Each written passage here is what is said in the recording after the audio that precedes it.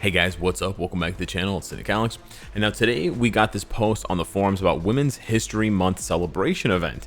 And it's not a huge event with game modes and tokens and things like that, but it is a pretty good event in the case that we get bios for 4 different female characters: Sharon Rogers, Captain Marvel, Spider-Gwen, and White Fox. White Fox being a bit more expensive because you usually have to pay crystals to get access to her heroic quest. 50 bios is not a lot, but it's a lot better than nothing. And if you have tickets saved up, you can actually get her to tier 2 completely for free.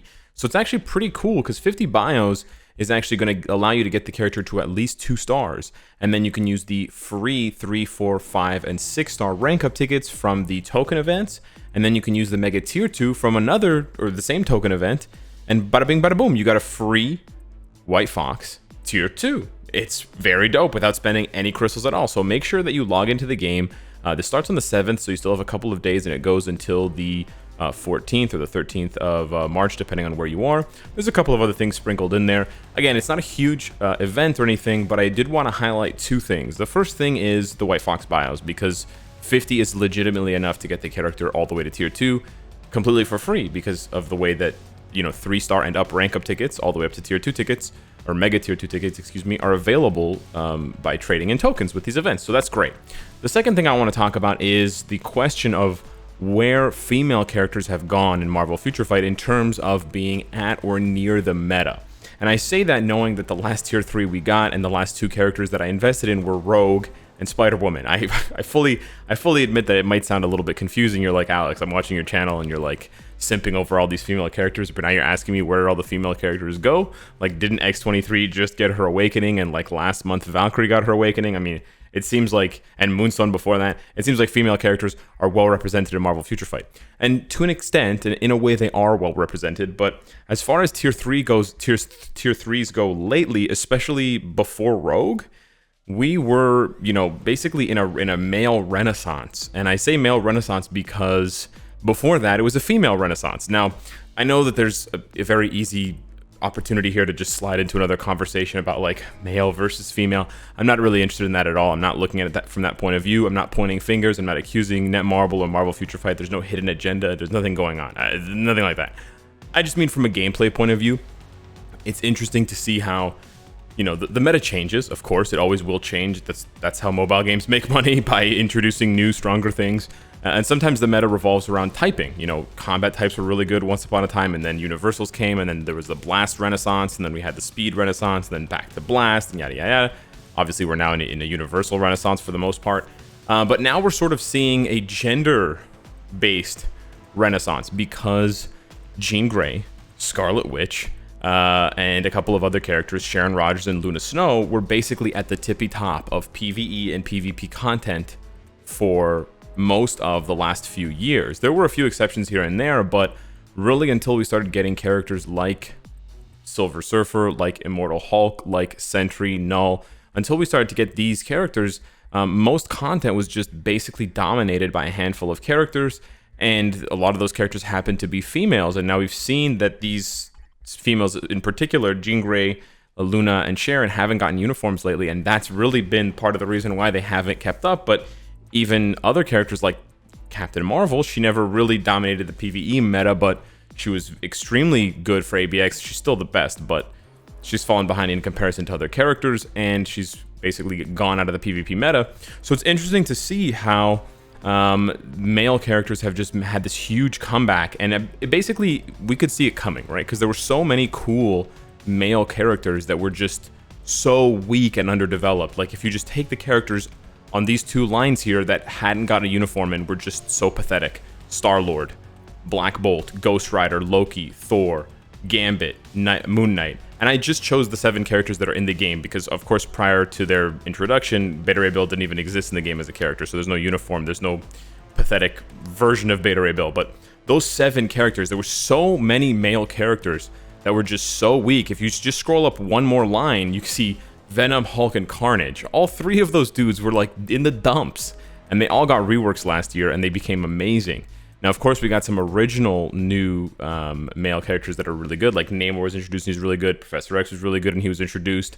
But for the most part, what we've seen this year is characters, you know, Doctor Strange, getting a uniform, Magneto last year as well, Cable this year, Apocalypse at the end of 2019, Silver Surfer last year, Odin last year, Dormammu last year, and then even Molecule Man to an extent. So we've seen this huge influx of male characters, and I expect the trend to basically go back to female eventually. There are a lot of weak characters now that fit the bill and are female. You know, we were expecting, for example, Psylocke to get something. She didn't get anything, so her day is sort of due sooner rather than later. Kamala Khan's probably going to get a tier 3 because Marvel is pushing that show huge. She's in Marvel's Avengers, right? There is a lot of room for growth, obviously, for female characters, and we've seen some of them already passed up in a kind of an annoying way. Elsa, Silk, and Sif. So that was frustrating to see that happen, but we've also seen a lot of, you know, we will see a lot of good characters that are female coming up, and we've seen already a little bit of preference for the females in other ways. Again, it's not a big thing, but I just want to point out that both of the paid uniforms, or actually all three of the paid uniforms thus far have been female. Gwenpool, Enchantress, and now White Fox. I don't know if that's a coincidence. It might be a coincidence. We're 3 for 3. It might be a coincidence. It might not be a coincidence. Who knows? But yeah, I find it interesting. And then if you go down and you look at characters that need reworks really badly, there are still a lot of male characters that need reworks for sure, but there's also a lot of female characters that need reworks and that are actually quite strong in the comics and that haven't even been introduced to the game yet, that could come into the game and become a force to be reckoned with. But like, you know, we talk about Hela a lot. Supergiant has been in the dumps forever. Mantis never got a uniform despite being in multiple MCU movies. Sister Grimm is supposed to be a lot stronger than she is in the comics, and we're sort of getting into the magic side of things now with the TV shows and WandaVision, so hopefully she'll benefit off of that, because the Runaways show never pulled any traction whatsoever from Marvel and from you know, the corresponding games. Gamora's supposed to be way stronger, right? If we're talking about comic accuracy, we're looking at all these amazing reworks: Ghost Rider, Black Bolt, Hulk, Venom, Carnage. Most literally called the most dangerous woman in the galaxy, right? Or in the universe, whatever. This one is criminal. This one is almost criminal how bad she is.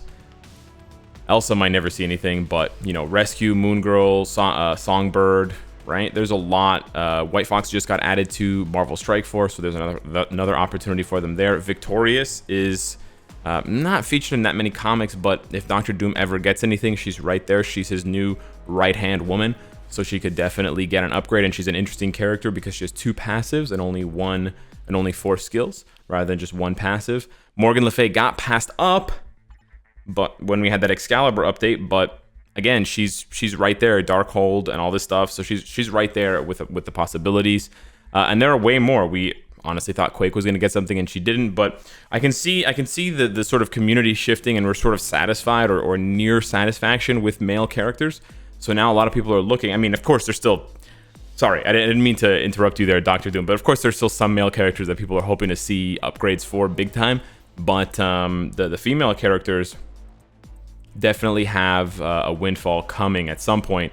But I'm glad to see the meta shifting back and forth, because the last thing we want is another repeat of the Jean Grey era. I know you guys might not agree, or you might not want to hear it for the umpteenth time, but that was what was really... that was probably the thing that dragged down Marvel Future Fight the most, is that there was just a consistent focus on one character above all else. So I don't really care if female characters are stronger than male characters or vice versa. I don't really care if universals are stronger than blast, speed, and combat, as long as the characters that are at the top change.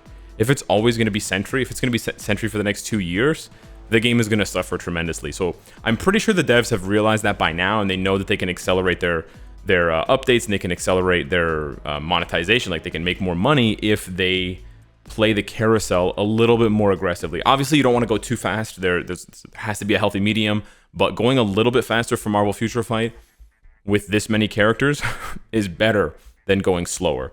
Because with a game that has a smaller number of characters, let's say we had like half, it doesn't hurt as much if a few characters are meta because they represent a larger proportion. But here, if like 5 characters in the meta, you're talking about like less than 2% of the characters in the game being meta. It's just extremely disheartening. And then you just look at your roster, and it's just the relics and the characters that you just never play. just seems to grow larger and larger with every passing update. I mean, they've also done a really good job lately of bringing characters back into the meta without introducing new characters lately. Like the last 2 updates have introduced 0 new characters. So I think that has also added a lot of, you know, flavor, and not flavor, but like, it's just added this feeling of intensity back into the game, because characters are growing in power, but the roster's not getting bigger. So you're just getting a broader use of available characters to you, rather than new characters coming in and becoming meta, but the same ones that weren't meta, not meta, continue to stay there. So I really like that. I honestly would like to see more updates with no new characters, believe it or not. But we'll see how many more they can pull off, given the fact that they're probably going to have to introduce new characters for every single MCU and Disney Plus related update. Obviously, we're very, very close to the next update, which is kind of why I wanted to talk about this. Maybe the next update will be sort of female focused. We'll have to wait and see, but yeah, 4 days left on that future pass, which usually indicates that a sneak peek is coming very soon. They can happen after. They can definitely happen after the future pass is gone, so it may still be 5 or 6 days until we get a sneak peek, believe it or not.